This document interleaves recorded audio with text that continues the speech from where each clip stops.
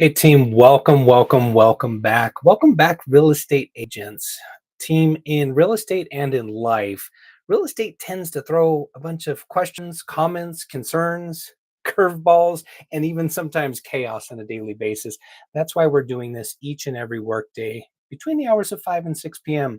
And if you're tuning in for the first time, welcome to Real Estate Dad. DAD is an acronym for Daily Agent Download. So thought the purpose, the reason, the season for this is just as I go through my day, a lot of real estate questions as I'm coaching agents, working with agents, a lot of information comes across my desk. So I thought I'd just start using this platform to go live just for a brief period of time and share what was on the day's agenda. Well, today we're going to talk about is on today's topic. Ooh, this is a good one, actually. Three questions every agent should ask themselves this week.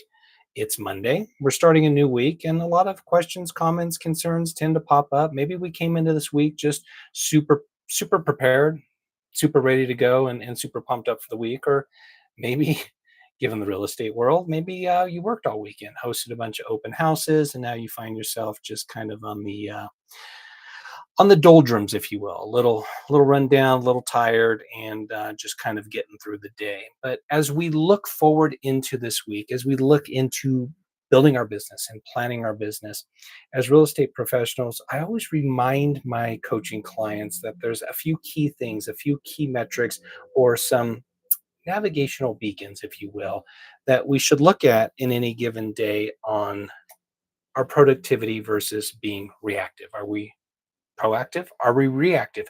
Are we busy for the sake of, well, just simply being busy because it feels like we're being productive? Or are we actually being productive in our day?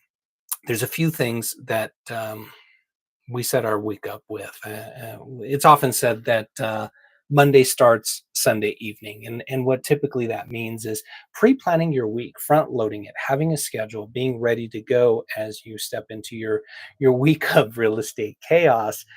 Given that this is Monday, well, you're watching it a little the day after, but no worries, no harm, no foul. And one thing we want to focus in on, number one, of three questions that we ask ourselves in any given day, any given week, even in any given month, as we're in this business of being self employed, is am I building my business or am I reacting to my business? Am I being proactive or am I being reactive? We tend to get busy because it feels good. And in real estate, we have so much time available to us. We set our own schedules. We're our own boss. We're our own CEO. That means we're the marketing department. We're the boss. We're the big boss man or the big boss lady. But sometimes we're also the marketing department, the contracts department, the compliance department, and sometimes we're the janitor, the electrician, and the window cleaner all in one, depending on what day it is. But we need to set our business up for success. And building a proactive business versus a reactive business really starts with us and understanding what it is that we want to get accomplished this week in our real estate business.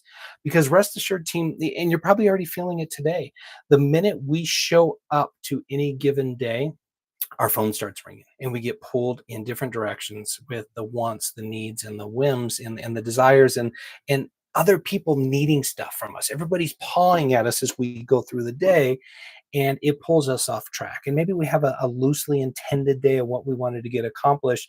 But if we're not solidified in our business, in our proactive tasks, such as lead gen, our follow up, our marketing, we'll react to other things, phone calls, emails, transactional fires. That's a big one. Escrow calls you, hey Jason, I didn't get this, that, and the other thing from the seller, can you reach out to them?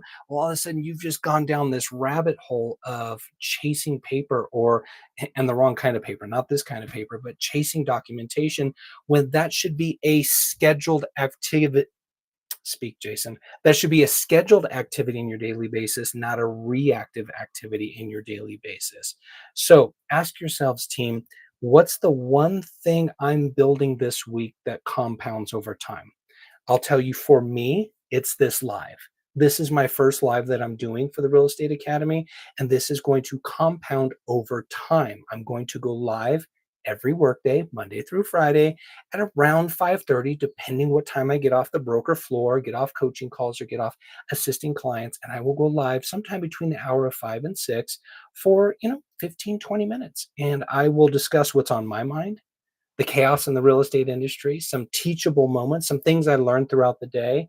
And as this grows, hopefully I can start fielding your questions and assist you as well. So mark your calendar. It's definitely something we'll be doing for the foreseeable future every day between 5 p.m. and 6 p.m. Pacific. Probably around 5:30 we'll kick off. But what's the one thing that you're building that can compound over time? As I mentioned, I'm doing this because it's going to build a group. It's going to build a community that we can lean into and we can support one another as we grow our real estate business. But for you, what can you build in your business? I'll tell you one thing that stands out to me that I was taught early on is add 5 names to your database every single week. That's a low number. It should actually be around 10 or 20, but ideally minimum 5, shoot for 10. But adding 10 names to your database every single week, well, at the end of a year, 52 weeks in a year, you're going to have 520 names in your database. And if you have a turnover ratio of about 3 to 6%, if I can do some quick dirty math in my head, that's going to be 5 times 3. It's going to be about 15 to 18 people in your database that are going to buy or sell real estate in the next 12 months. And as you continue to add those names to your database year in and year out, your database continues to grow. And then ultimately you're going to look up being a 5-year veteran, a 10-year, a 20-year veteran in this business and realize I have thousands of names in my database. And at a 3 to 5 to 6% turnover rate in that database, I have people calling me on a daily basis saying, hey, come list my home. Hey, we want to write an offer on this property. I can tell you, team, that's a good situation to be in when business is coming to you and you're not having to track it down every single day. But for now, if you're just starting out in the business, or if you're a year or 2, 3, 5 years into the business and you don't have that database, then what could you be doing to compound and grow your business every single day? Well, one is add 10 names to your database every single week. The other thing you can do is prospect daily. What does prospecting look like? And we'll go into deep dive in prospecting in the future, but that could be prospecting old school cold calling. Yuck, I know, difficult, right? But it's still kind of effective. It's not the end all be all when it comes to prospecting, but definitely it's an activity that we should schedule every single day, whether that be calling expireds, for sale by owners, or doing lead follow up from our open houses of the week. You'll see some of my videos, and I'll link it in the bottom here. I'll link to my production series where we talk about ways to generate leads. I'm a big fan of open houses. And if you're doing open houses, even on weekdays, if you're doing 3 or 5 open houses per week, I know that seems like a lot, but if you're doing 3 to 5 open houses per week, every morning you have a lot of folks to follow up with in regard to those that visited the open house. So between for sale by owners, expireds, and those that visited your for sale by owner or circle prospecting for an upcoming for sale by owner, that gives you a lot of folks to call and should fill up an hour, 2 hours of your day. And I think that's about as much calling and prospecting any human being can tolerate on any daily basis. And then you can shift over to other lead generation prospecting activities. But the point of that, team, is make sure you're doing something to build your business every single day, something that is planting seeds, putting seeds in the ground versus just reacting to the needs, wants, and whims of the day. Make sure that you are being proactive in each and every day as well. Next thing, number 2, I want to talk about is my pipeline real or an imaginary pipeline? Are you working real qualified leads, or are you working hopeful leads? I can tell you a big mistake that a lot of new agents make is they always seem to cross paths with investors. And the investors always say, find me a property and you can represent me as the buyer. And then when I rehab the property, you can be the seller.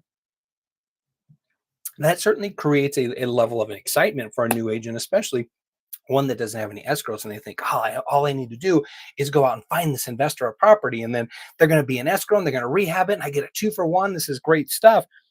team, rest assured those investors are having the same conversation with every other agent out there in the area that they're looking. So don't fall into that trap. By all means, if something comes across, open up your investor database, give them a call, see if they're interested, but don't structure your day around that as being a qualified lead that's going to actually feed you and your family on an ongoing basis. What does constitute a qualified lead? Somebody that's interested in buying or selling real estate in the next 30, 60, or 90 days. And we can also put them in two buckets: the want to sell and the have to sell. So, do they want to sell or do they have to sell? The want to sells are, or want to buys would be, yeah, it would be nice to have another bedroom, or it would be nice to move into that area. Those are the ones that there's really not a deep seated motivation. But then we look at the have to sells or the have to buys. That could be a job relocation. That could be a job transfer. That could be somebody who works from home and all of a sudden needs a new office at home or a home office and they need more space. I'm using the good reasons of the have tos, but there's definitely some not so good reasons of have tos. And those, those are death and divorce and everything else that goes along with just being human in general.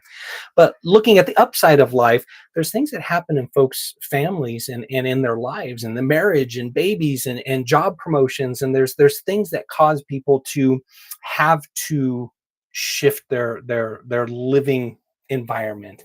And to identify the have tos versus want tos is pretty powerful. And then also identifying, are they going to do this in the next 30, 60, or 90 days?